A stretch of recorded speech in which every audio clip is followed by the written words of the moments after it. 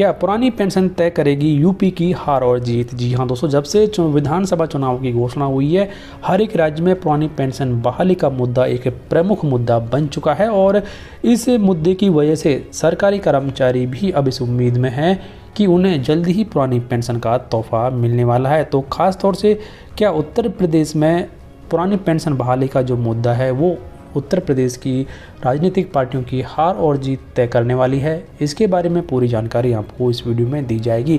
दोस्तों, यूपी के चुनाव में पुरानी और नई पेंशन स्कीम पर जीत हार का गेम सेट हो रहा है।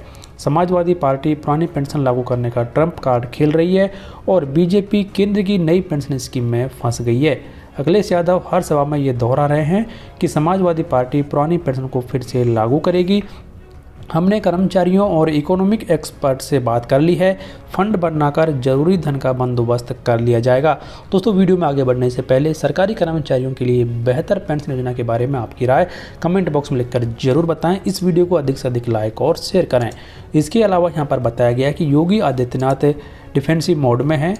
इस पर वह सिर्फ कह पा रहे हैं कि 2004 में खुद मुलायम सिंह ने नई पेंशन स्कीम लागू की, फिर 2012 से 2017 तक अखिलेश सीएम रहे, तब भी इन्होंने कुछ नहीं किया। अब लोगों को पुरानी पेंशन के नाम पर गुमराह किया जा रहा है। ये दोनों बातें पूरी यूपी का माहौल बदलते दिख रही हैं। दरअसल कर्मचारी पुरानी पेंशन चाहते हैं, इसलिए बीजेपी बैकफुट पर नजर आ रही है। ऐसा क्यों है?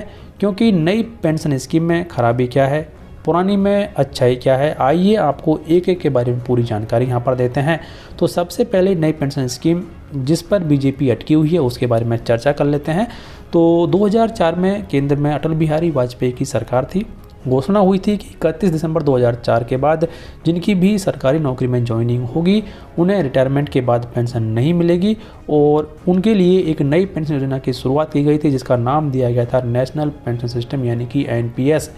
उसी साल लोकसभा का चुनाव हुआ था। चुनाव में इसका जोरदार प्रचार प्रसार हुआ, फायदे गिनाए गए, लेकिन रिजल्ट आया तो बीजेपी हार गई। उधर अटल वाजपेयी जी की सरकार तो चली गई लेकिन NPS कर्मचारियों के लिए रह गई। असल में तब इसे राज्यों पर थोपा नहीं गया था। फिर भी अप्रैल 2005 को तब के यूपी के सीएम मुलायम सिंह ने भी इसे अपने कर्मचारियों के लिए अपना लिया। यही स्कीम अभी तक सभी कर्मचारियों के लिए यूपी में चल रही है। अब अखिलेश यादव जी का दावा क्या है वो आपको दिखा देते हैं। जब मुलायम सिंह जी ने पुरानी पेंशन स्कीम के बदले नई पेंशन स्कीम को लागू किया तब 6 जरूरी बातें बदली गई थी। अखिलेश यादव उसी बदली हुई चीज़ों को पहले जैसा करना चाहते हैं।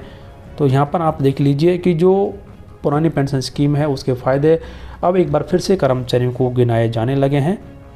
और यूपी में इस वक्त लगभग 28 लाख सरकारी कर्मचारी हैं और पेंशनर्स हैं। ये सिर्फ 28 लाख वोट नहीं बल्कि 28 लाख परिवार हैं। इतना ही नहीं, ये सरकारी कर्मचारी दूसरे वोटर्स को भी प्रभावित करते हैं।